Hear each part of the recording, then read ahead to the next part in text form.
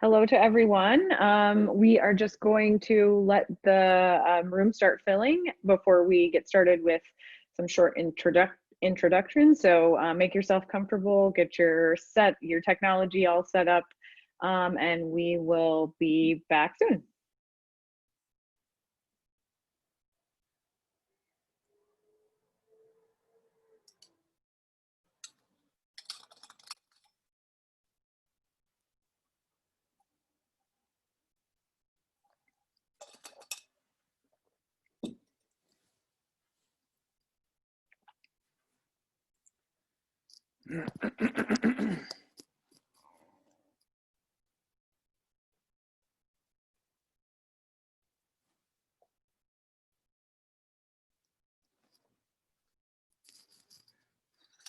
Hello, everyone. If you've heard this introduction already, just please disregard it. We're going to get started in 1 more minute. We want to let the room fill up just a bit more before we start with introduction. So make yourself comfortable and we will be back on to start the show in about 30 seconds or so.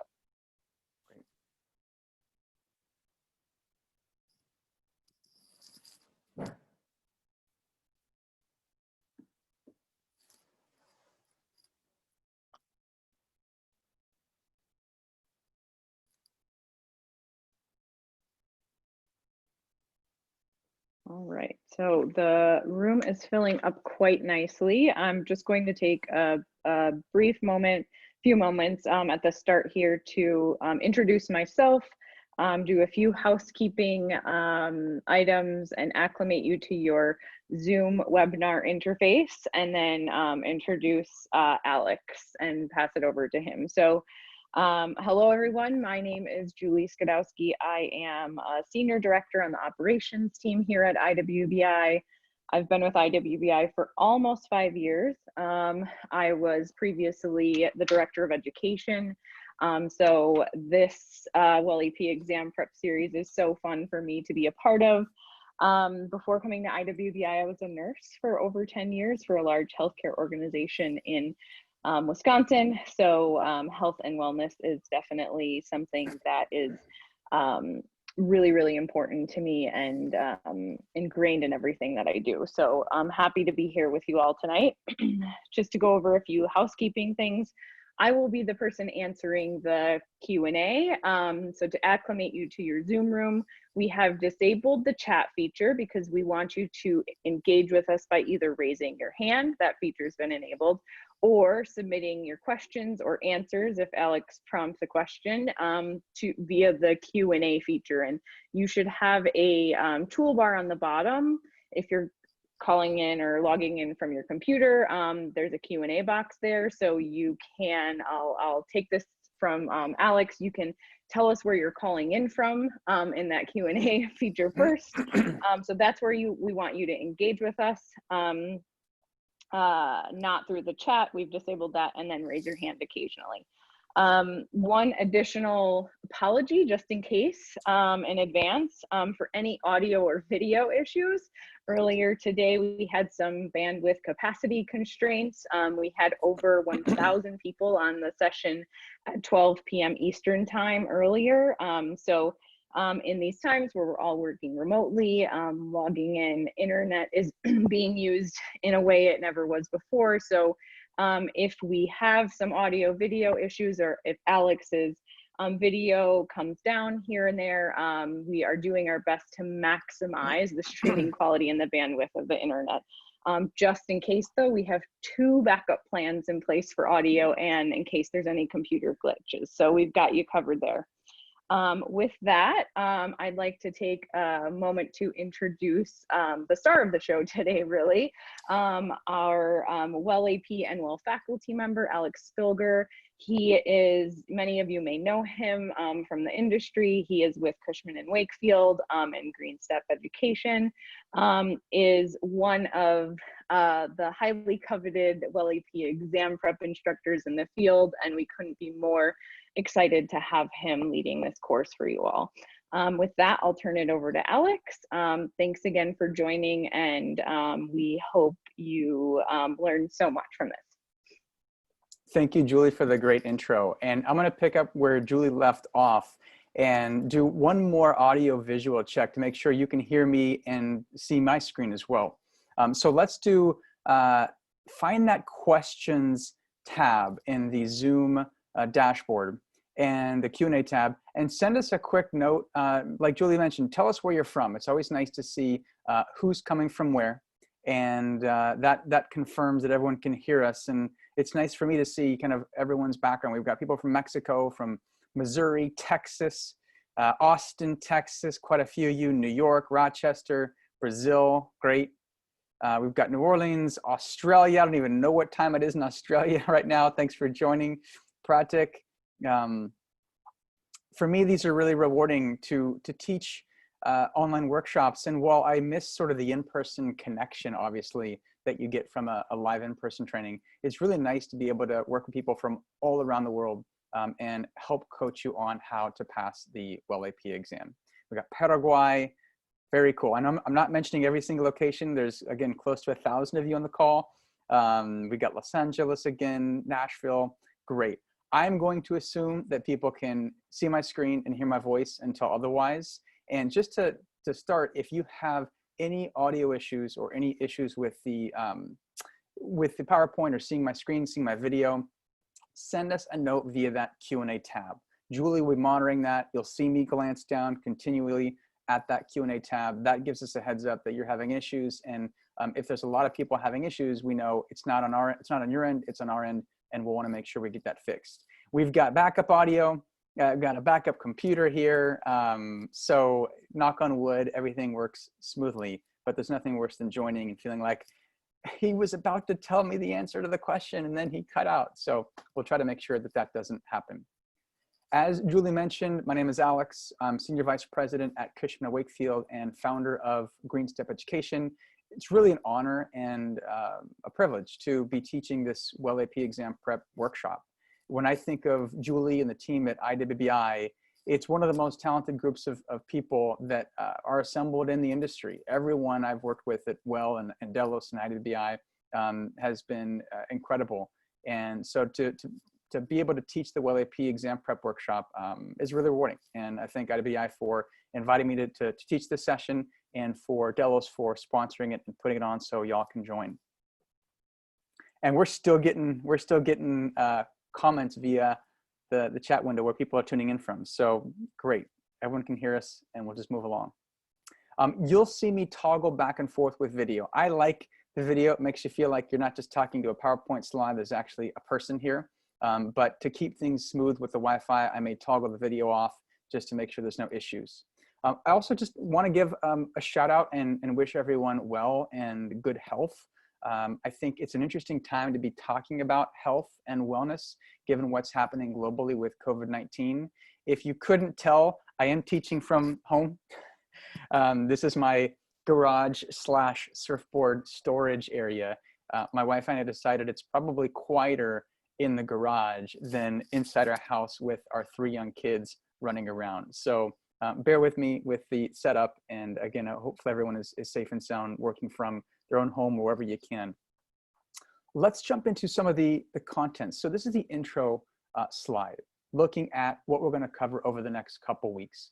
This first session is going to be a fair amount of me talking, just catching you up to speed on WELL, how it works, what it is.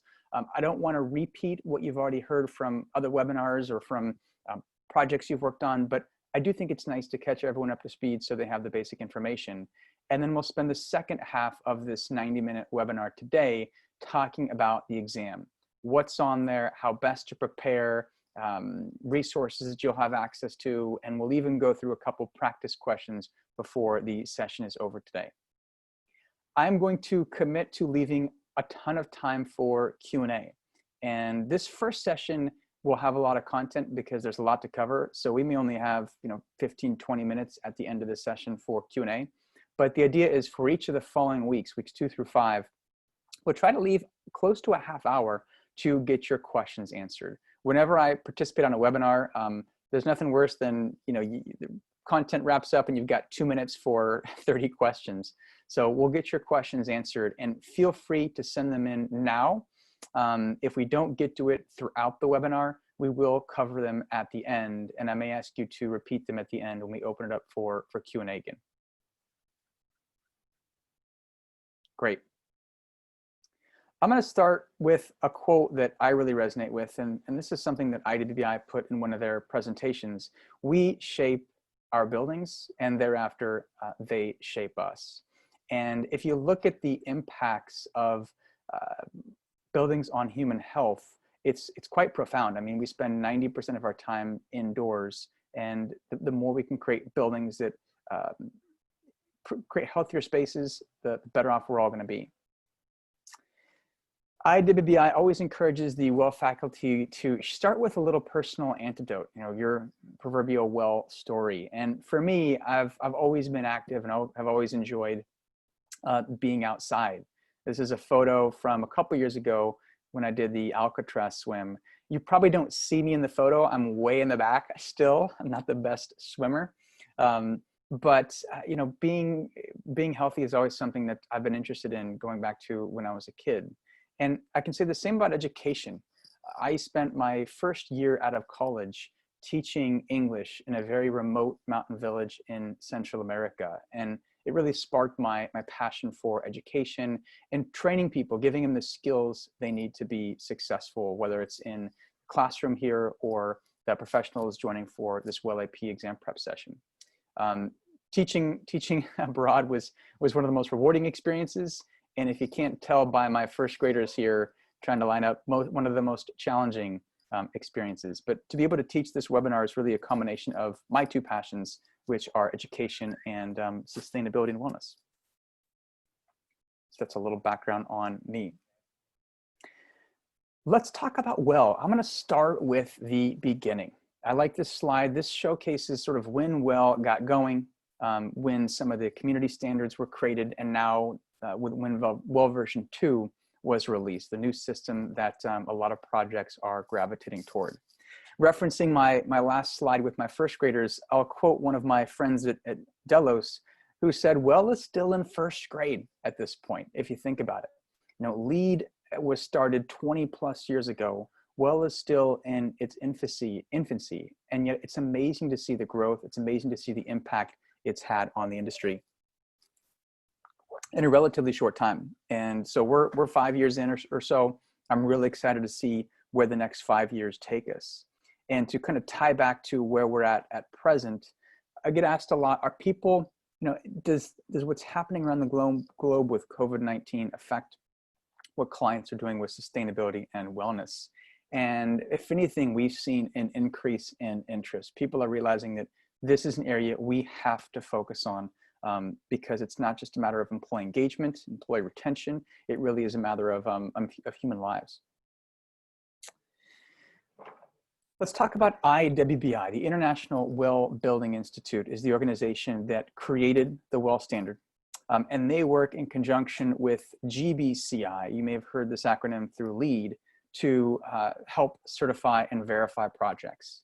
Now, it's a little bit different with WELL version 2, where you can have third-party assessors. But I think the point is IWBI works really well with a lot of the other green building frameworks. One of the clients we get asked a lot from our clients is it an either or? In other words, are people choosing WELL versus LEED or BREEAM versus WELL? And my experience in industry indicates that absolutely that is not the case. The majority of our WELL projects at Cushman & Wakefield are pursuing WELL and LEED or another sustainability certification. I think the point is it's not an either or. It's organizations that want to put their best foot forward with respect to sustainability and also want to emphasize employee health and well-being as something that's at the forefront. Let's talk about the WELL building standard a little bit. WELL version 1 is broken into 7 concepts, touching upon all areas of human health and wellness. And I still get asked if WELL talks about climate change or what WELL does for energy efficiency. And I think people that are looking to how WELL addresses climate change are kind of missing the point. The whole point of WELL is a system entirely focused on human health and wellness. And I think they've done an outstanding job looking under every rock, looking at every different impact on human health and organizing it across this system with 100 features. I do want to mention a little bit about Well version 2, and we'll talk about this throughout the next hour. But Well version 2 is sort of the latest version of Well. It's what most of our clients are gravitating toward. It's again, the second iteration of Well, with Well version 1 being the first iteration. The exam, the current exam, is based on Well version 1. Most projects you'll work on today I would say would likely register under Well version 2. That said, there's a lot of crossover between these two systems. So don't feel like you're stuck if you're memorizing information here that is based on the old system. 90 to 95% of the information is still the same or consistent. And what's changed is really some subtle but important features and subtle but important, I think, mechanisms with how Well projects are run.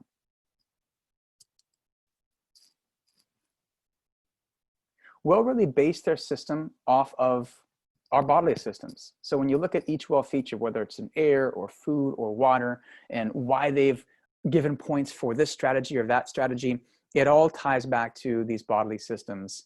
And these are tested on the exam. And this is a chance to point out sort of one of my study tips or one of my exam tips. As you go through the Well material, as you go through the Well building standard and you take practice exams, I always tell people, don't memorize stuff you already know. Most of you, I'm going to assume, when I say, what does the digestive system refer to?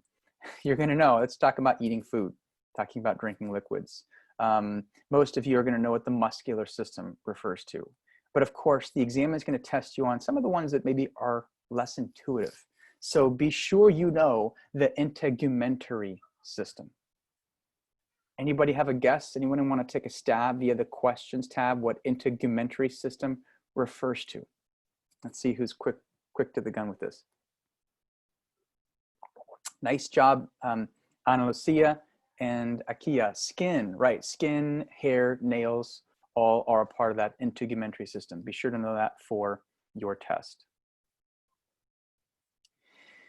When you talk about the return on investment of human health, I think this slide really puts it in perspective. And I'm based in San Francisco, so I'm going to quote some stats based on our market here. But if you look at what the average company spends in energy in downtown San Francisco, it's roughly $5 per square foot. So keep that in mind, $5 per square foot for energy.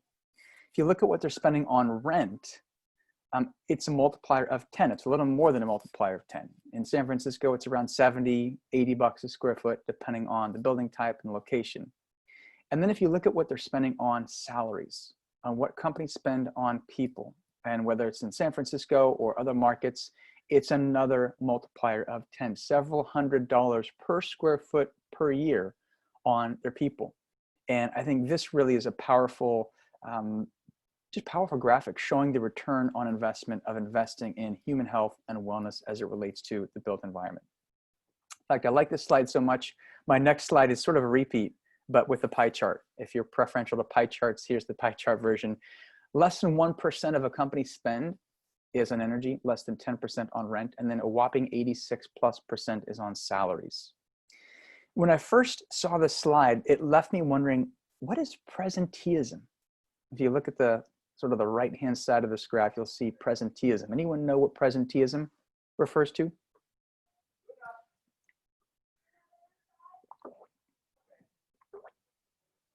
Let's see if anyone get it.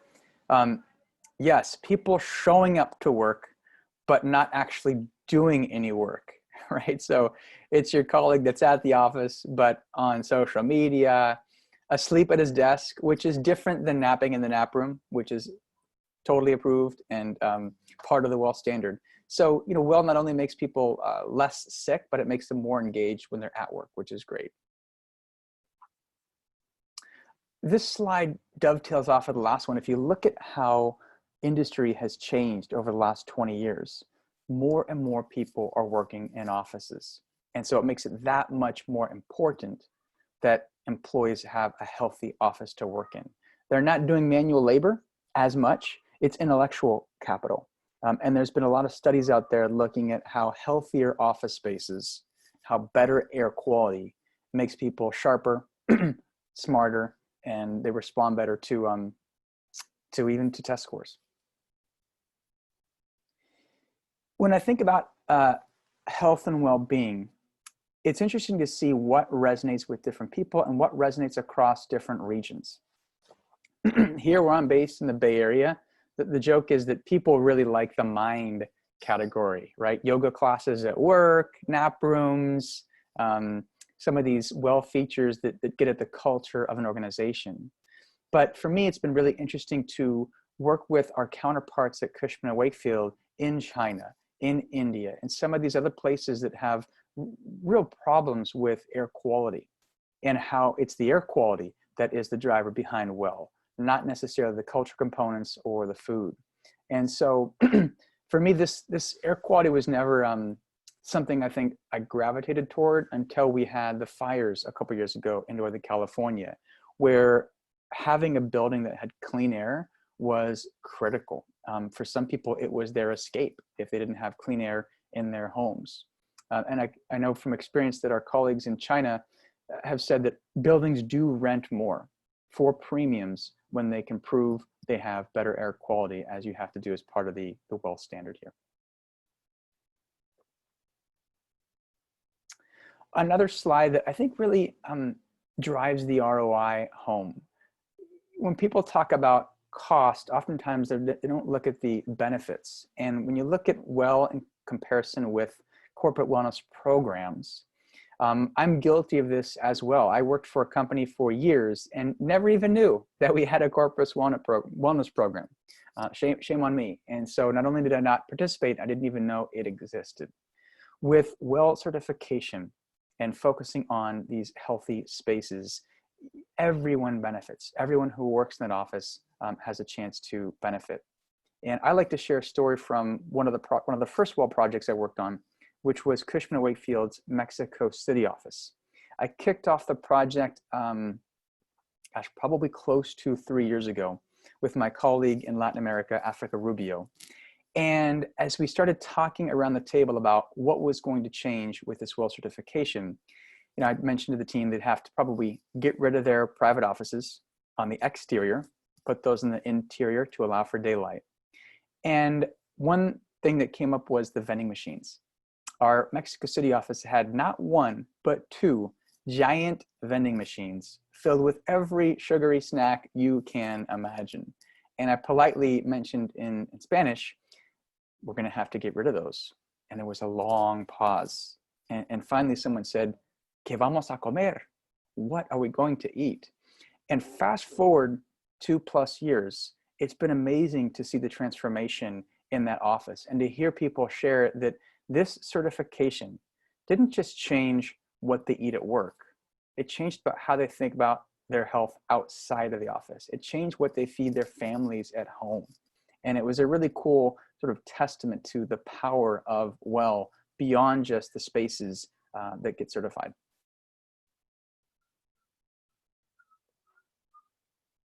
I'm gonna pause there and just do a mini audio visual check. Julie, am I coming through okay? It seems like everything's working on my end. Great, okay, I got the thumbs up. There's a lot of information about why. We talked a little bit about the why behind WELL.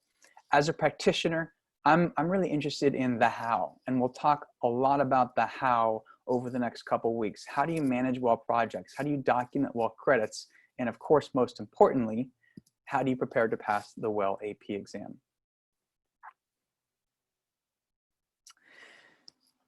This slide's got a lot of information on it, and quite frankly, it's changed from WELL version 1 to WELL version 2. But I think the point is to show that WELL has different categories, and in each category you have preconditions, which are required, and optimizations, which are optional.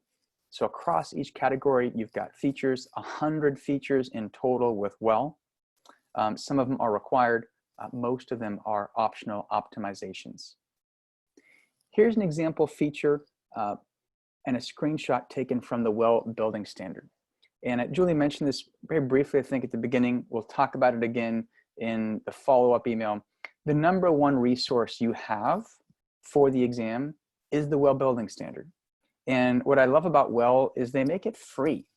I won't name names, but other rating systems charge quite a bit for their reference guides. Well makes their building standard available for free. Now for the current exam, you'll be using the version 1 well building standard, and we can link to exactly where that's at in the follow-up. For the current, for what most projects are registering under is well version 2, which has another building standard. Both of those are accessible. So you can see where the questions are pulled from for version 1. You can also see how things have changed with version 2. I'm going to take a quick poll here, and I'm actually going to use the questions tab again versus the hand raise, because I want to get a couple, I want a sort of multiple choice question for you. As we talk about well, it's helpful for me to know who has experience with other rating systems, who's worked with LEED or BREEAM or Green Star in Australia, Estimada in the Middle East. So send us a note via the questions tab. Just let us know which green building rating systems you've worked with, and that'll both show us that you're still engaged, and also I think give us context in terms of what other people have worked with. Great, a lot of people have experience with LEED, Living Building Challenge. Michelle, very cool. A lot of people have done LEED Passive House. Great. NGBS, BREEAM, I've done a couple of BREEAM projects. Mostly looks like LEED and some LBC. Someone's working on their first green project. Jaslyn Green Star, I'm assuming you're from Down Under. I think that's the Australia one. Yilal from has worked with Estimada, very cool. Great. Okay, a lot of responses coming in. So it seems like, oh, reset, great. Seems like most people have worked with at least one other green building rating system, which is helpful because I think it gives us a chance to do a little compare and contrast with well, especially how it relates to other systems. I've done a lot of LEED projects, I've done BREEAM projects, I've done Green Globes, I've done LBC, maybe a few others in there. And there's a couple of things I appreciate about well that are represented on this slide here. One of them is the fact that well is very flexible. If you work with other systems like, let's say, LEED, you know it's pretty black and white. In order to achieve the points, you have to follow the letter of the law and make sure you get it right. And there's not always a lot of wiggle room there. With well, they have this alternative adherence path, which they encourage you to use as often as needed. And it's an opportunity to pursue different pathways to meet the same intent for a given feature. And you know, I thought initially this was similar to a credit interpretation request, but I find we use the alternative adherence paths a lot with well projects. And this isn't like a once every couple projects sort of thing. It's a chance to adapt the system and be flexible. Let's talk a little bit about the certification process. And I promise you we'll get to the good stuff. We'll talk about the exam shortly, but it's nice to cover some of the basics here. How does well work in practice? Well, it's similar in some ways to other rating systems. You register projects, you pull together documentation. Step 3 sets well apart. You have an on-site performance verification, which is critical to the well process. And then you certify projects, and 3 years later, you recertify those projects. I want to touch upon the documentation for well. When we got our first well project at Cushman & Wakefield, we were really excited and quite frankly, a little bit confused on exactly how to document everything. And I was able to sit down with our well reviewer, Claire, during Greenbuild, in fact. And one of the questions we asked her was, Claire, how closely is IWBI going to be looking at her documentation? How closely is GBCI, rather, going to be looking at it? And I was surprised when she said, not that close, because of the on-site verification, because of the performance test. And during the performance test, you don't just test for air and water and acoustics and lighting. You also have the spot check and the visual inspection. So you don't have to do a crazy daylight model like you may have done for other systems, right? You can measure daylight with a photometer on site when the reviewer comes, when the assessor comes. So what I like about Well is it alleviates a lot of the nitty-gritty documentation because you have that site visit. Now, that site visit may add a little bit of cost, right? You're flying someone to your project, you're doing the sampling for water and air, but I think there's a lot of benefit there. And I think you actually, what people don't talk about as much is you save cost on the consulting side because you're not pulling together a document, a spreadsheet, a set of plans for every last feature to prove that you've done it right. So you can see here, this is from the back of the Well Building Standard. A lot of the documentation involves a letter of attestation, whether it's from the architect or MEP engineer, a simple letter saying, yes, we have followed through with the requirements. And the proof is when you come out on our site and take a look at what we've done and what we've installed.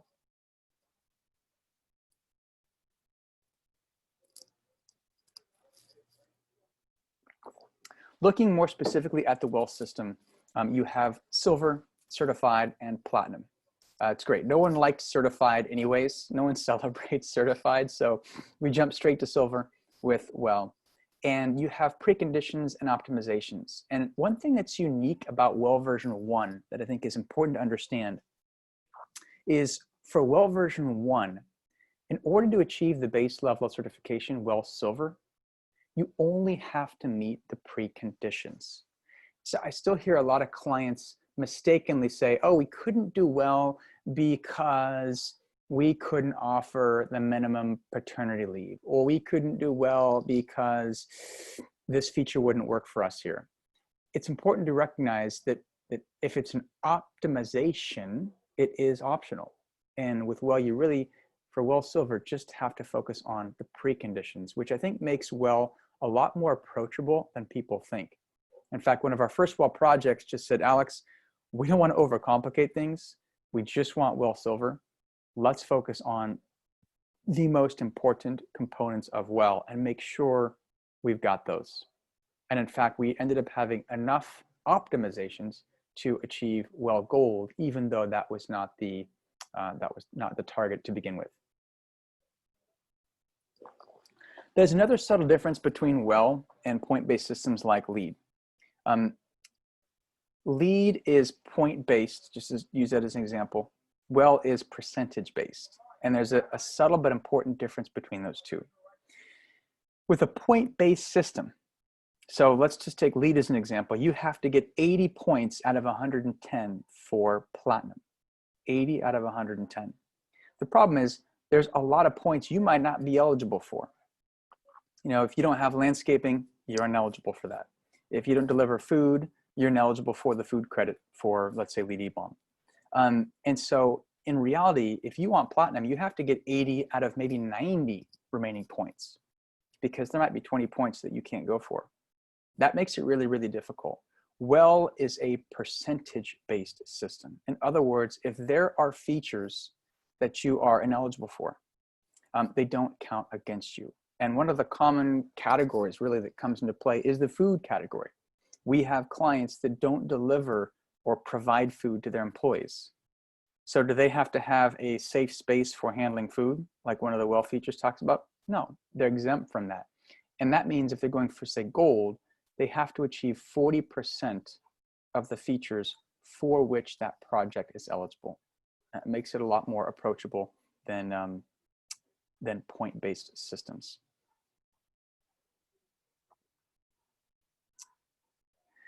When I think about the difference in running a Well project compared with other systems, I think one key thing that's different is with Well, you are not just working with a design and construction team. You're also working with the human resources staff. You're working with the office manager, right? People that develop the policies that tie back to the culture of an organization. I always say Well is design-based, it's construction-based, it's also heavily based around policy and company culture.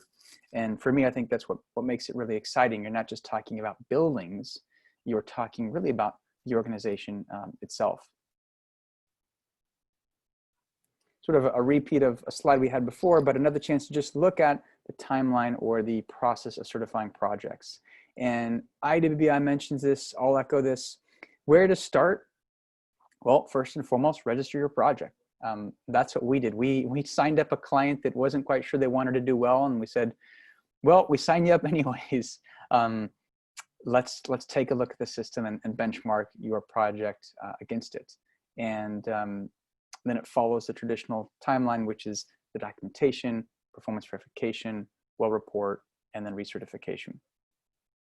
I want to give mention to these performance, the performance testing. And I think probably week 2 or 3, I'll show some pictures from one of our recent performance tests. We also have a video that we did that was a grand idea. We thought, great, we'll hire this video crew. We'll have them follow us around for the testing. It turned out a little 80s. The music just doesn't quite match the testing, but it's something that we can link to. And it gives you a chance to sort of feel what it's like to be on site during one of these well performance tests. But you're testing across these different elements you see here: air, water, acoustics, thermal comfort, lighting, and really verifying that what you've done was actually accomplished. Just this week, we had a client say, you know, I assume well is like lead. We have to specify certain products. And we said, yes, but more importantly, you have to pass the air quality tests. You're not just going to get by saying, well, we used a low emitting paint. It's really about measuring the performance there. We talked about the performance verification, and this isn't mentioned enough. The benefit is not just in the performance testing like we have on the left. The benefit's in the visual inspections, the spot checks. If I never have to do a daylighting model again, I will be so grateful, because WELL allows you to measure the actual daylight. It saves a lot of time on the documentation side. What happens if you don't pass? We've been really fortunate with a large majority of our projects to pass the first time around. But if you don't pass, it's worth mentioning the process here. You go through a curative action procedure, and WELL makes it very clear what you need to do, what you need to implement to correct whatever the issue was, and to retest and eventually pass. And I think it's really the only way to verify that projects have fixed the issues and met the requirements. So we talked about the process, and I'd like to pause here and go through just a brief exercise before we dig into the exam content, which will be the next PowerPoint, and before we dig into the really the WELL content over the next couple weeks. I like to do this before we've dug into the features, because it makes it more open-ended. If you had to create a wellness framework from scratch, what would be the top, let's say 1 or 2 or even 3 strategies, requirements, features? What resonates most closely with you? And I'm gonna pause my audio here and take a look at the Q&A tab. Send us your thoughts via the Q&A tab.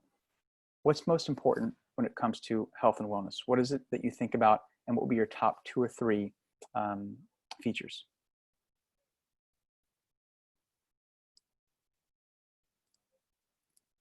Great, we're getting some good responses here.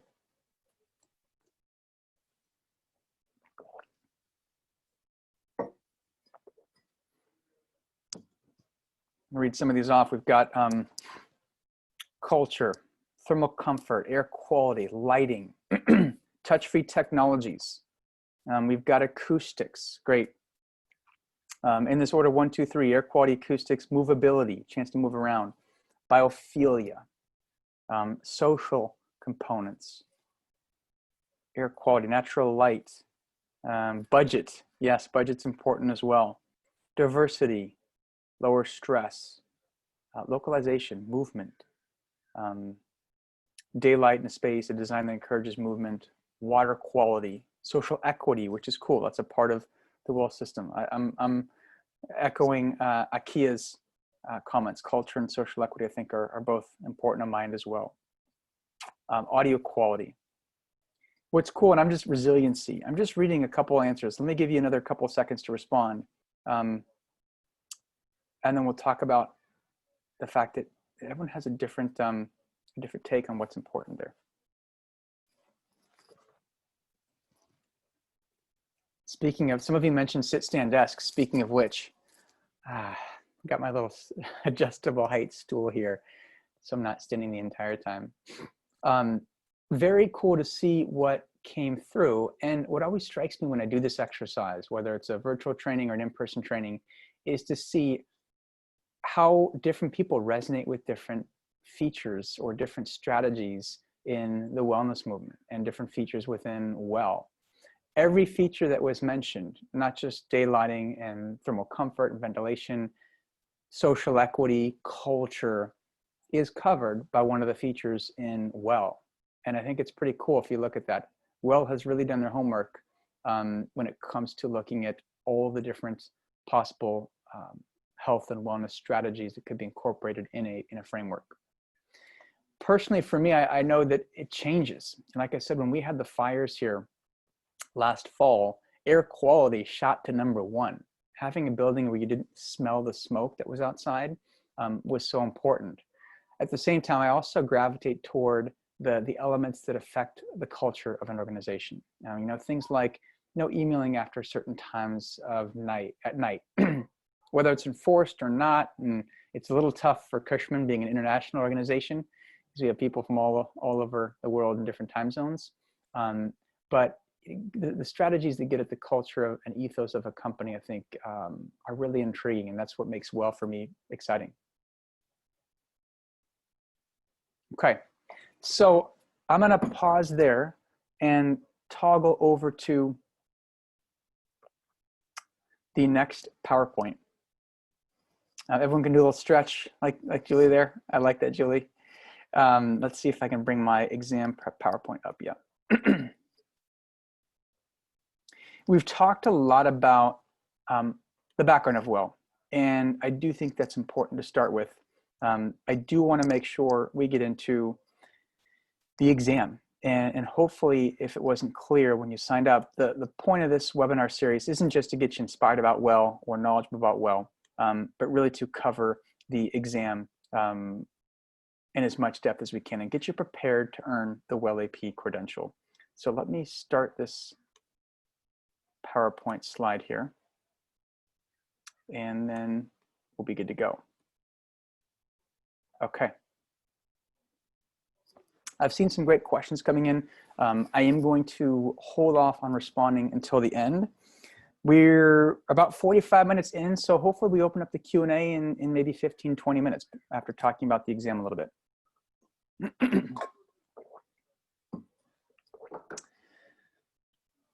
Okay, let's talk about the test. We've talked about the fun stuff. Let's talk about the test now. The WELL exam follows a very similar structure to the LEAD exam, if you've ever taken the LEAD test. And it sounds like quite a few of you are LEAD APs or have experience with LEAD. So you may have taken an exam at the Prometric site. It has 100 questions, all multiple choice. Being an engineer by training, I love the exams that don't have essay questions. Those were always my Achilles heel. So the multiple choice, I'd much prefer. The score is at 200 points. Minimum passing score, as you see here, is a 170. Now, I don't think that correlates exactly to an 85%. I don't think it's actually quite that high, but this is how the exam is structured. And they don't tell you exactly how many questions you get right or how many questions you missed. They only let you know the percentages per category. A couple other things to emphasize, and I know I'm sort of repeating what's on the screen here, but it's worth mentioning that there are really no tricky questions on the WELL AP exam. One of the hard parts about other tests is the tricky questions that try and lay down a trap and you choose A versus B, or it says choose 3 or 4 out of 5 or 6 possible choices. Most of the WELL exam questions, they just choose 1. So it's not multiple mark, it's multiple choice. And there are no tricky questions that are nice. That said, the questions are tough. I'll bring the video back for this one. The questions are tough. It's not meant to be an easy open book exam. But here's the encouraging part.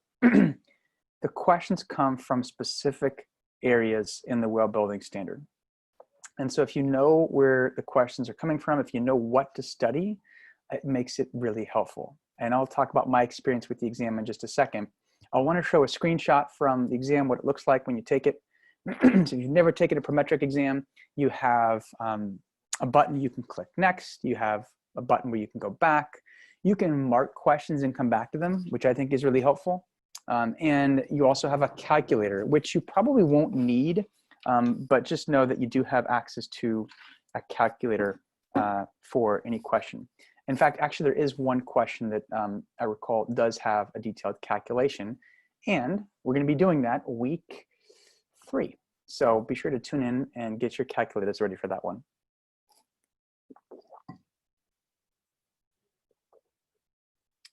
So when I took the exam, I took it right when it came out. And a bunch of us at Cushman wanted to get the well credential. We were really excited. This was probably spring 2016 or 2017. But we all took a different approach. And I'm kind of one of those geeks that likes tests. And I'm also quite busy. I think at the time we had just had our second child, or we were pregnant with our third. So I thought, I don't have a ton of time to read through and memorize the full well guide. And I signed up for the test and kept thinking, I'm going to study, I'm going to study, I'm going to study, right? Sound familiar, I'm sure, to some of you. And I couldn't carve out the time. So I said, you know what, the heck with it. I'm just going to take the test and see how I do. And I took the exam the first time. Of course, I didn't pass because I hadn't studied, but taking it sort of from the perspective of an observer, of an educator, was really helpful because I got to see, where are the questions coming from? What are the concepts they test you on more than others? How many questions are on specific numbers versus general concepts versus the background section? And I actually, embarrassingly enough, did it again. I signed up for the test a second time, meant to study, didn't have time, just took it cold turkey. I did a little better, didn't pass the second time, but it gave me a really good chance to, again, take the test as an observer and an educator. And so by the time I took the test the third time, I was able to hyper focus my study efforts. I probably studied for, all told, 5 hours, maybe less. And I was able to pass with a 195. And I was able to do that because at that point, I had a good sense of where the questions came from. And I could really focus my study hours on what I needed to know for the exam. And I think the encouraging part to the well exam is that, yes, the questions are hard, but even more so than other tests I've taken, the exam pulls information from very specific areas in the well building standard. So if you're holding that 300-page guide wondering, do I have to memorize everything? Fortunately, the answer is no. Part of what we'll do over this webinar series is coach you through what you have to know, what's going to be covered on the test, where to focus your efforts, so you can cut through a lot of the noise, a lot of the unnecessary resources that are out there, and give yourself the best shot to pass. And as Julie mentioned before, this isn't a secret, although it's an exam tip.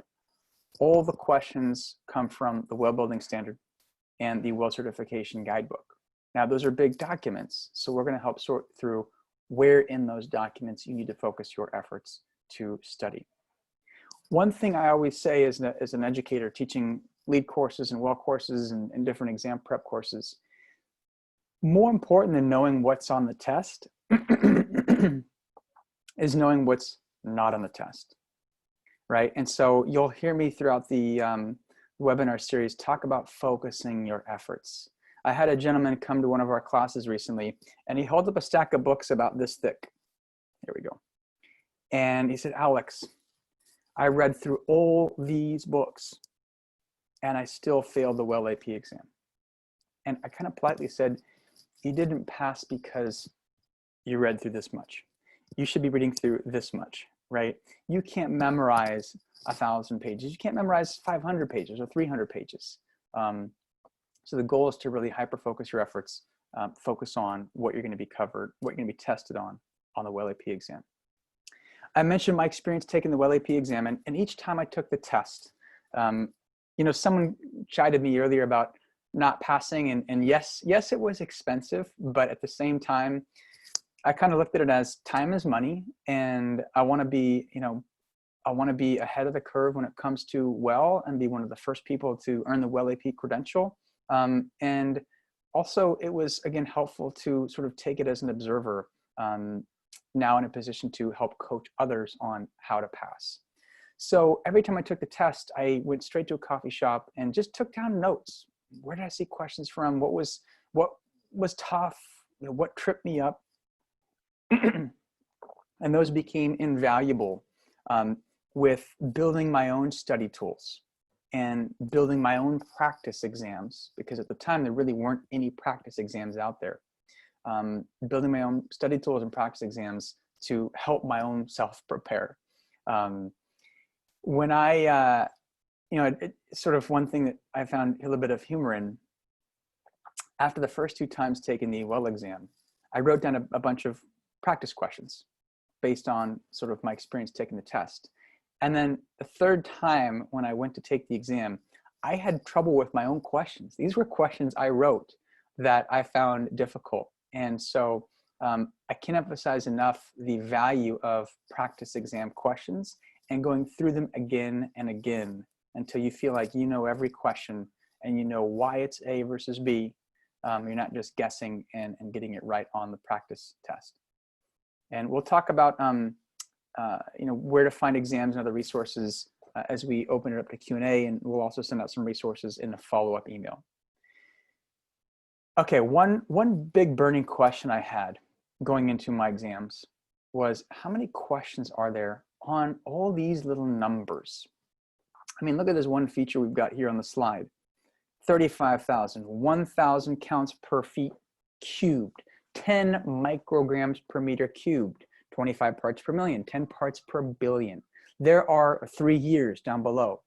There are thousands of numbers, I'm going to guess, in the WELL Building Standard document. Do you have to memorize all these numbers? No. Fortunately, no. It would be near impossible.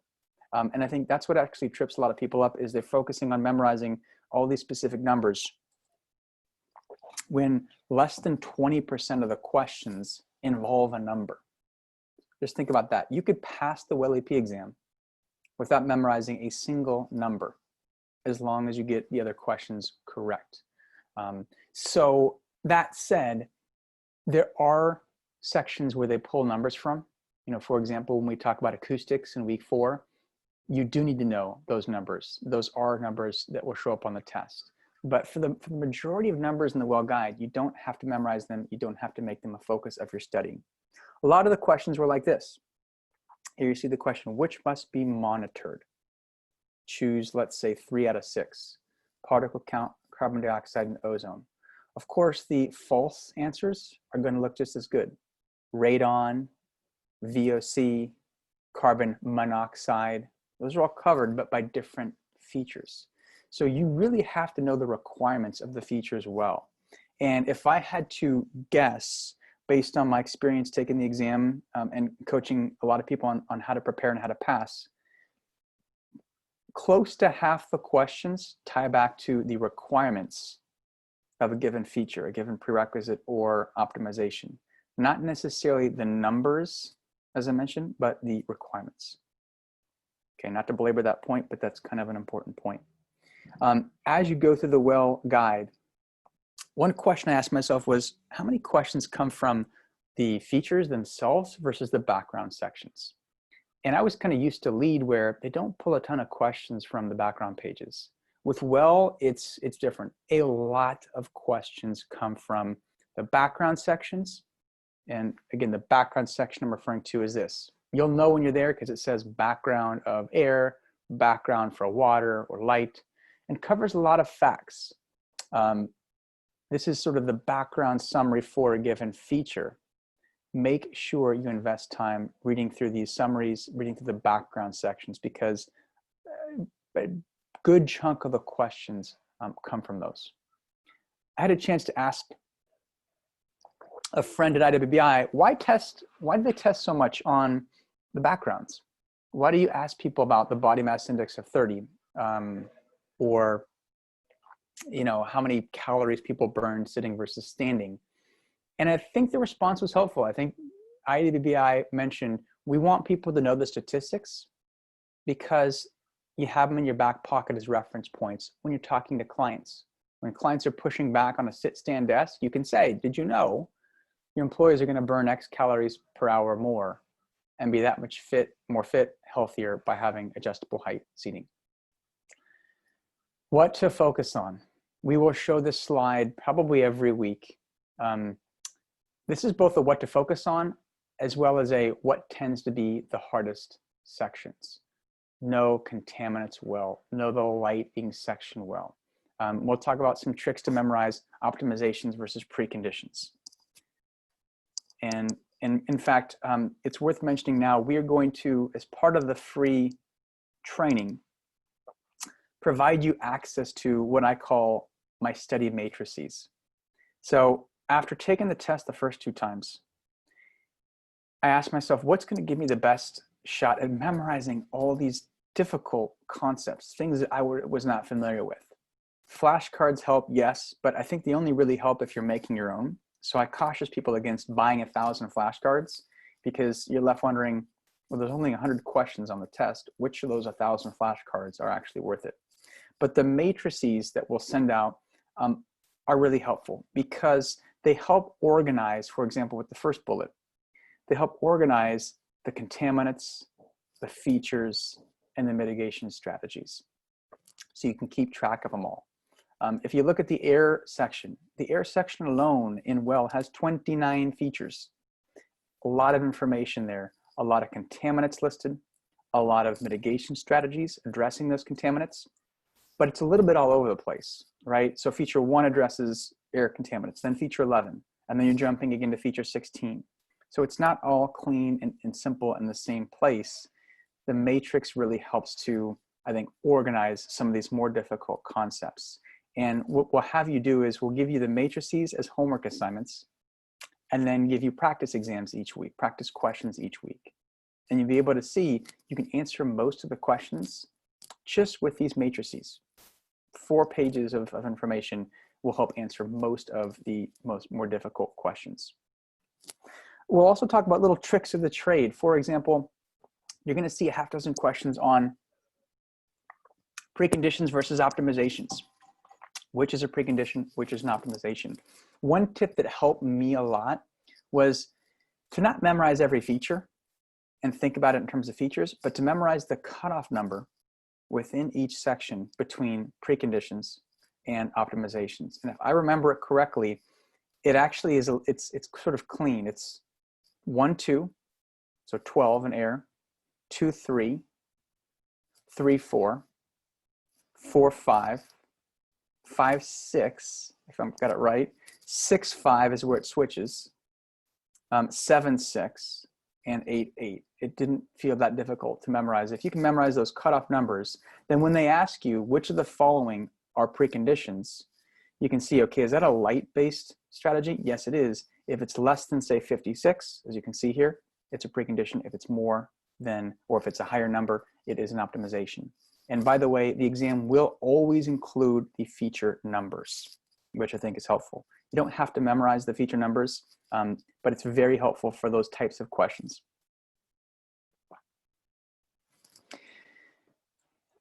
I don't know if everyone's heard of the 80-20 rule. And you can change the percentages. Maybe it's 30-70, maybe it's 60-40, but the goal is to not memorize every last thing that could potentially show up on the test. The goal is to memorize and focus your efforts on the most important information. And again, I think practice exams are critical. We'll send you resources that you can leverage. And the WELL Building Standard, right? We're going to coach you through how to use that as a study tool, where to focus your efforts within that document. The good part about the WELL Building Standard, all the questions come from that one document. The challenging part is it's too much. I've always said if a study guide is more than 100 pages, it is challenging to memorize all the information included. So keep that in mind. You don't have to memorize everything. Focus on the most important components. Let's do a couple practice questions together. And I've just chosen 5. We're going to do 5 questions. These questions are representative of, they sort of each represent a theme. They're representative of the types of questions you're going to see. The first one, which is true regarding recertification? Which is true regarding recertification?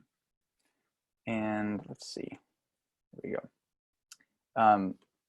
Oops, I think I'm clicking ahead on accident. There we go. Back to question 1. We're not going to answer each of these or make you answer each of these because you haven't dug into the material yet. But what I want to comment on here is the fact that a lot of the questions on the well exam tie back to specific features. Very few questions are on how to manage a well project or even on the well process.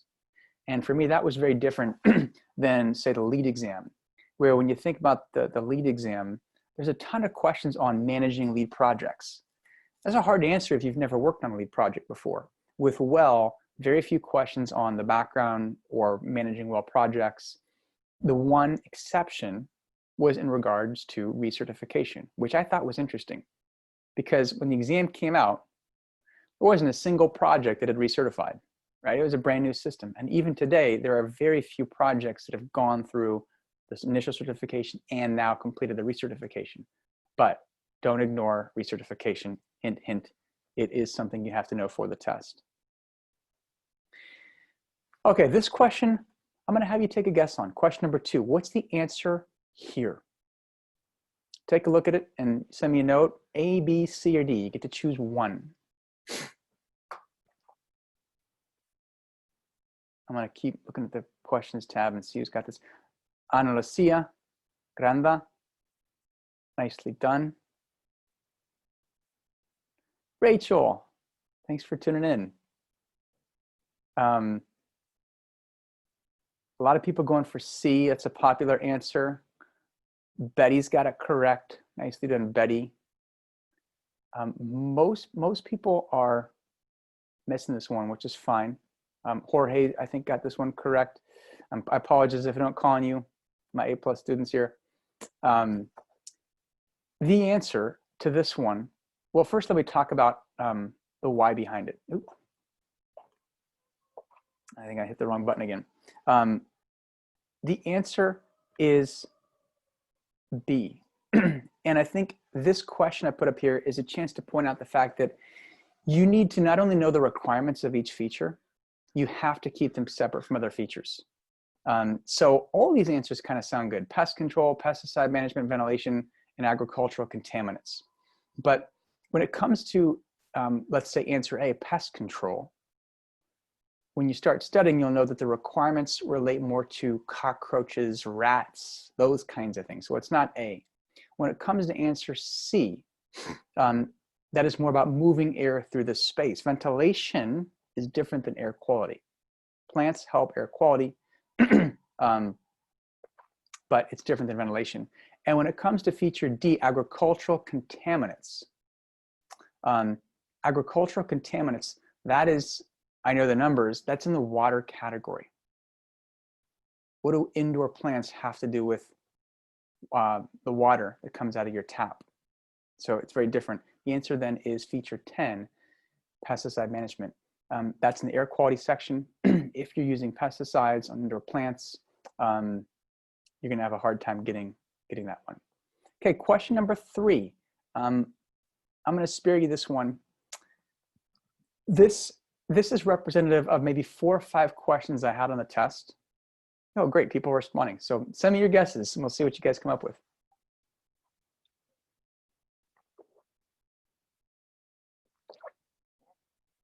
This is something that helped me remember sort of what I call the cadence of well.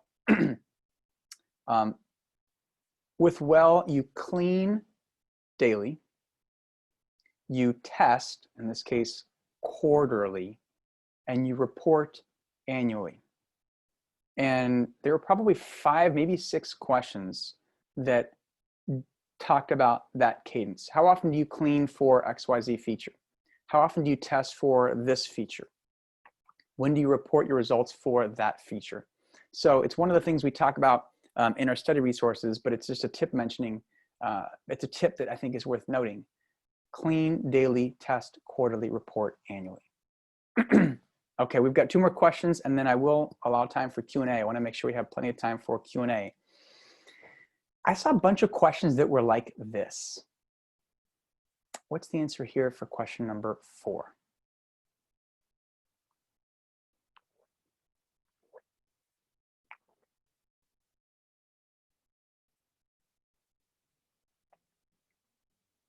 And the responses are coming in too fast to call on the correct answers. What tripped me up with these kind of questions is, so you've got carbon filtration number 1, air sanitization number 2, and the third answer always tied back to maintenance. So in other words, you'll see 4 or 5 questions that say, this feature involves part 1, part 2, and blank. And the blank answer seemed to always come back to test for A, test for B, and then maintain, or spot check, or make sure you are following up and following through. So that was really helpful when I get stuck for these, 1, 2, 3 type questions. Okay, I'm gonna make you answer this one. What's the answer here? Question number 5. Let's see who can get this one. Who's responsible for the letter of assurance here?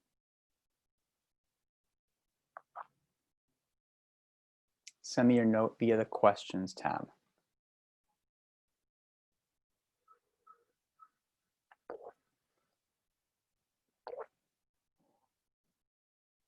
I apologize if I've missed you. Fawn has got this correct. I saw Jessica has got this correct. Mark, nicely done. Betty, we should give out stickers for those who are getting these correct. Lauren, Jorge, Tanisha. I'd say about a third of you got this one correct. What's tough about a question like this is, in reality, we're talking about projects, any one of these people can submit a letter of assurance for this feature 37. Again, remember, WELL is flexible. But for the exam, only one is listed in the back of the guide. Only one is listed in that documentation section.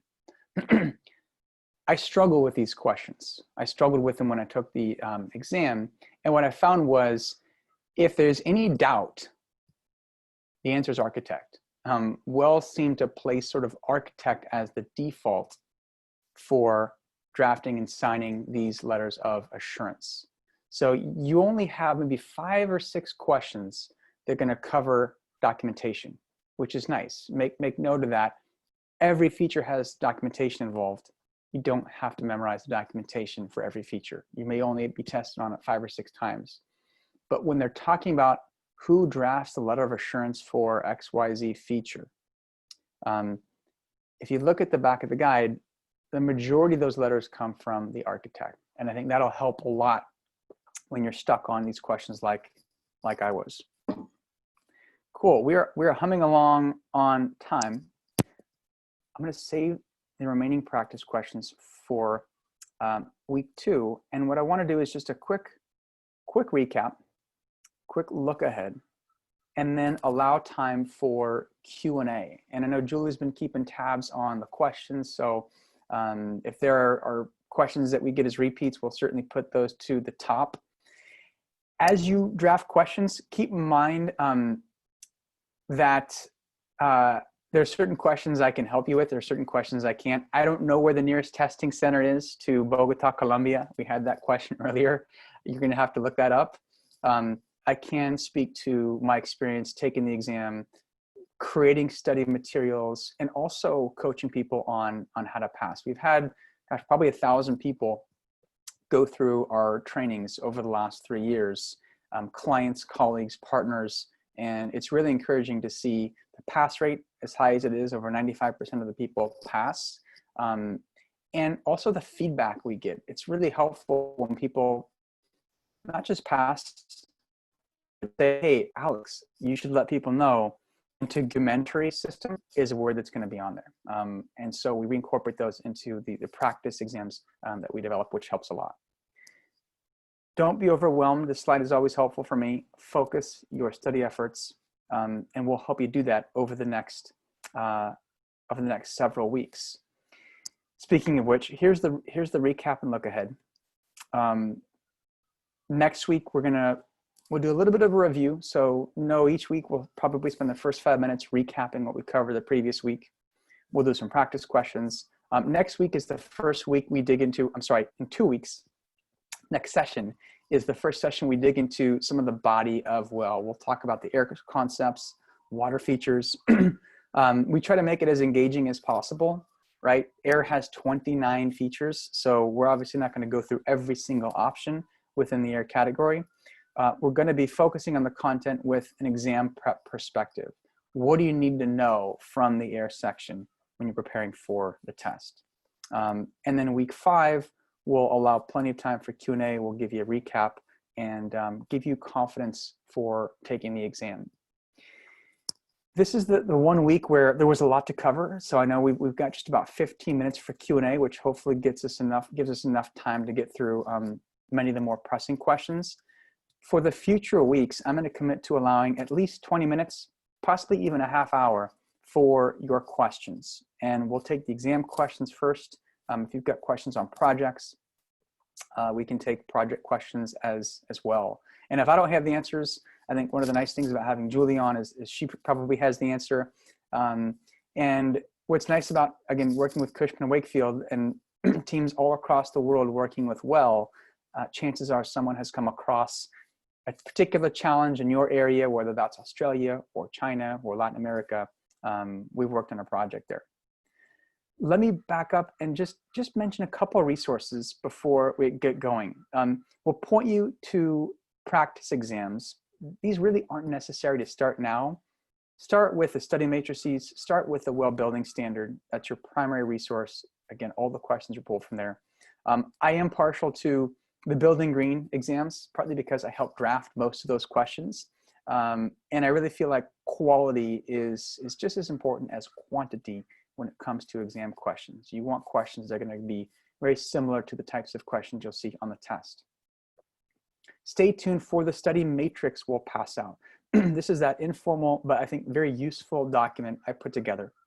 You can see here from the light section, I borrowed from my third graders sort of homework assignments. It's a fill in the blank, but if you can fill in each of these blanks, every one of these is at least one, if not two, questions on the exam. So it becomes really helpful for condensing the information. We'll provide these as a free resource, and you can use these in conjunction with the WELL Building Standard to look up the information and find it. This is annoying to some people, but I don't actually have the answer key for these, nor would it be really effective to just send out the answer key. The point is to use the guide, use the building standard to find the information, plug it in, and really own the material. Okay, how are we doing on timing? I think is my watch accurate? Yeah. Okay, we got about 15 minutes left. Let's take questions. Julie, anything to start, anything you've seen come through that we should address first? Yes, if you don't mind, I will take the first two, actually. It's perfect. About version of the exam and then Prometric and the current situation with scheduling exams and rescheduling. So the question about whether V2 is included in this version of the exam came up quite a few times. Hopefully you've all been able to see the question or the answer to that. The answer is, as Alex mentioned earlier, that the current version of the WELL AP exam is based on the WELL Building Standard and the V1 version of the WELL Building Standard and WELL Certification Guidebook. They will be linked in the follow-up email for you, so you'll be able to easily download them from there. WELL V2 content will not be included in the current version of the exam. In fact, the next version of the exam that would align with well V2 cannot even begin development until well V2 is out of pilot. So it's still in pilot.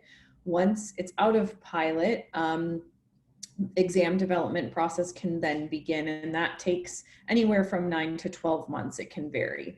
So we don't anticipate well V2 being included, or a well V2 version of the exam being out until late in 2021. So for the time being, for all of you that register for the exam in the coming months or have already registered, you will be taking the well AP exam that aligns with the well V1 version of the standard and certification guidebook. And then the second is, Alex, do you want to add anything there? I do actually, because people often ask, should we just wait till well version 2 comes out and take the test? My response, I have a strong opinion on that, and that is that no, you should take the current exam for a couple reasons. Number one, there's really not that much difference between the well V1 and well V2 systems. I say the differences are subtle and important, but it's not like it's a whole new rating system. And number two, these exams don't tend to get any easier. If anything, they get more challenging. So take it now, and really that gives you a chance to launch your career. What comes first, the chicken or the egg? You get a project first, then to become accredited first. I think the place to start is to get your well AP, and you're gonna find that gives you the confidence to start talking with clients and signing up projects. I completely agree, Alex. The foundations are the same. So the certification process is the same. Though the foundation has not changed. And in fact, as you mentioned, there's no better way to demonstrate that you're an early adopter and that you're ahead of the curve than by taking the earliest version of the exam. Yep.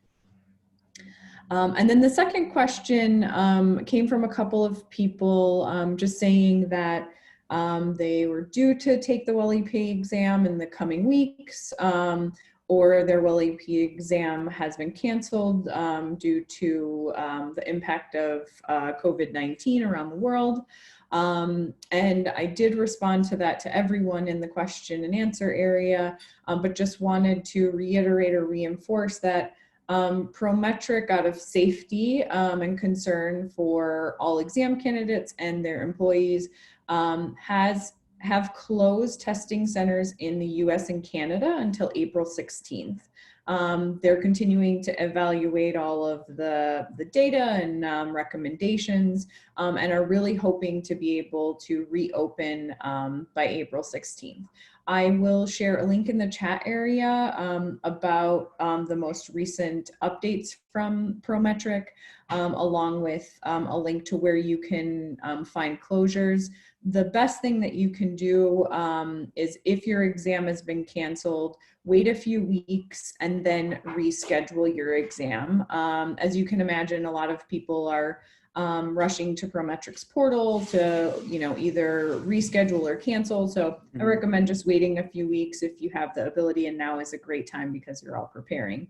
And then finally, if your exam eligibility ID happens to be close to expiration in the coming months, feel free to email us at wellap@wellcertified.com and provide that eligibility ID, and we will help to issue a 6-month extension for you free of charge. Great. I think that was all for me, Alex. I left a couple of questions open for you because I thought they would be really nice ones for you to address. Okay, let me take a look at some of these. I also want to emphasize that we will be sending, or you may get it from Zoom, a follow-up email with links to some of these resources. So if people are wondering, where do I get the current well building standard that the exam is based on? If I'm correct, we'll link to that. We'll also link to some of the practice questions that I developed. We're not recommending any one resource over another, but I will say that the well building standard is really a great place to start, because that is where the questions were developed from. Okay, let me Let me see what questions are coming. I'm kind of reading as I'm answering here. A question on well and how it compares to LEAD. You know, there's crossover in some places, and in fact, there are areas where they differ in others. I think it's interesting now with what we're dealing with COVID-19. We had a LEAD project that got an innovation point for having individual hand towels in the bathroom. Well has always said, you know, paper towels are the most sanitary, and there's an area where hand towels are in points for LEAD, certainly not for well, and you have to kind of compare those two priorities when you evaluate strategies. The frequencies of these webinars, if it wasn't clear, every other week, and that way you have a chance to digest it. You don't get tired of me. We'll see each other every other week, and we'll give you homework assignments, so to speak, in between weeks 2 and 5. So these matrices I talked about will kind of serve as homework assignments to keep you plugging along with the material. Some of these Julie answered already. Alex, I shared in the chat with everyone the link to the lineup for all of these sessions and which topics would be covered each week, so that you can all potentially, you know, read the concept ahead of time if you'd like, and prepare your homework, obviously. But there's also 2 links on that page that ask you to register for either an AM track or a PM track.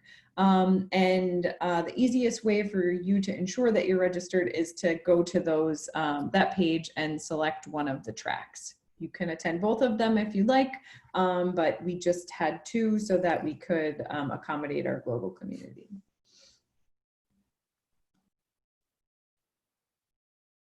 Yep.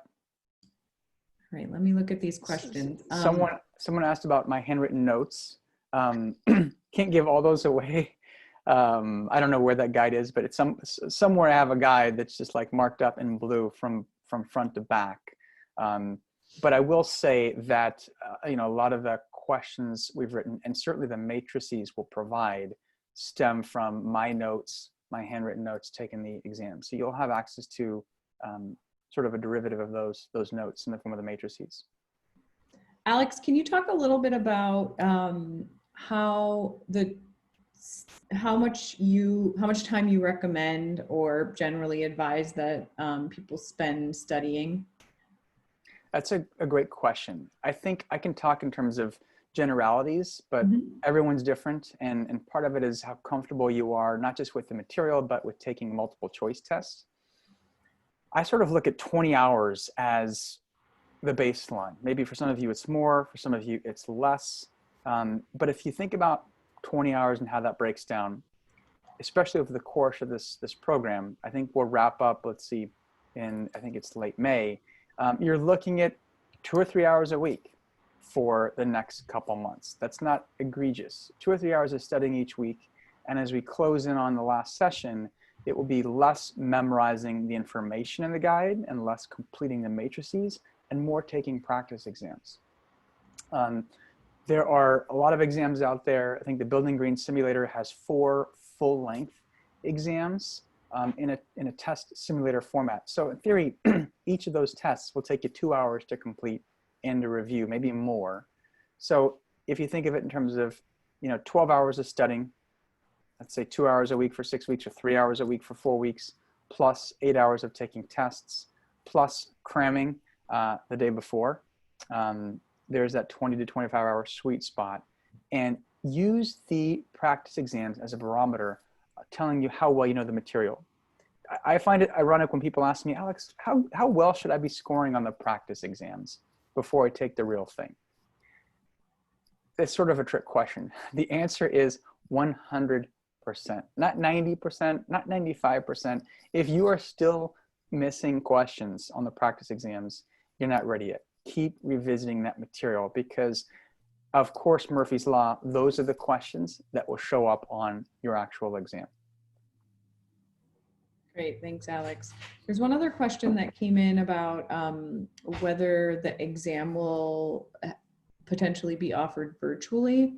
We are evaluating the potential to offer the WellAP exam virtually. We are unsure at the moment if that will be a possibility, but we're continuing to pursue that as an option. And if it becomes a viable one, we will certainly let you know. But for right now, the only way to take the WellAP exam is at a Prometric testing center. Yeah. There's a good question that I want to reiterate the answer to. This series, so I've participated in, gosh, dozens of webinars or in-person trainings put on by Well, put on by Delos, sorry, IWBI, and all of them cover different areas of wellness and or the Well system. The goal with this one is to really focus on the exam. So I know we spent the first half of today's webinar giving you some background on Well. I'm, if you can't tell, passionate about Well and the opportunities with Well, and I've really enjoyed the projects I've worked on. But this is not a why is Well important webinar series. I think that's out there. This is more of a let's coach you on how to earn your Well credential and further your career. And one of the questions I think we had last session, which I want to reemphasize, is the value in having the WellAP credential. What's nice about Well is it's widely recognized, but it's still pretty new. There's just a couple thousand WellAPs, which I find encouraging. It means you get to be one of the first still, which is different than other systems where you have 100,000, for example, lead professionals. So now's the time to earn this credential. And if it's anything like what happened to our team at Cushman, once we passed the exam and earned the WellAP, projects started coming in. And sure, we didn't know what we were doing quite like we wanted to on the first project, but we had the background knowledge to give us that start, and that was really important.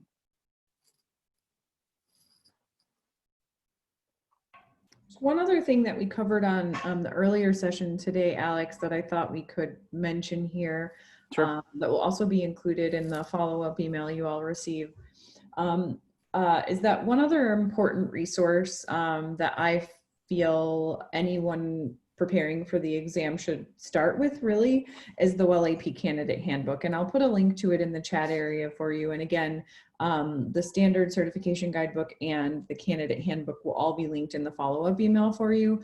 But there's a lot of useful information in the candidate handbook, including how to prepare for exam day, which I know Alex, you'll go over, what sort of identification you'll need, and along with the knowledge domains and how many questions will appear on the exam per knowledge domain. Alex, do you want to add anything to that? No, I think it's great to reemphasize that. It's not just the Well Building Standard, it's also the Well Certification Guidebook, which is a smaller packet. Both of those are where the questions are pulled from, and we'll link to both of those if I'm correct. Yep, absolutely. Great. So when you get the follow-up email from this first session, and if you have colleagues or friends or family members that were unable to attend today, they will also receive the follow-up email, even if they weren't able to attend. You'll essentially be set with the version of the standard and certification guidebook and the candidate handbook, and then information about homework and how to view the recording. So you should be set for the next few weeks. Great. Just a couple closing remarks. I know we're coming up on the half hour. If we missed your question, I promise we will get to it. If not next week, then as part of this training series, we'll have more time for Q&A. I can already tell there's a lot of interest in Well and the exam. We'll get a lot of questions. So bring your questions to the next session. The benefit of answering them during the webinar is everyone gets to hear the response. And if you have a question, I'm sure others have the same question as well. Really appreciate you spending your evening or morning with us, depending on where you're tuning in from. And we're looking forward to helping coach you over the next month or two on how best to prepare for the exam. Thanks again for tuning in. Stay tuned for that follow-up email, and we'll give more direction on where to go from here. Thanks again, everyone. Thanks, everyone.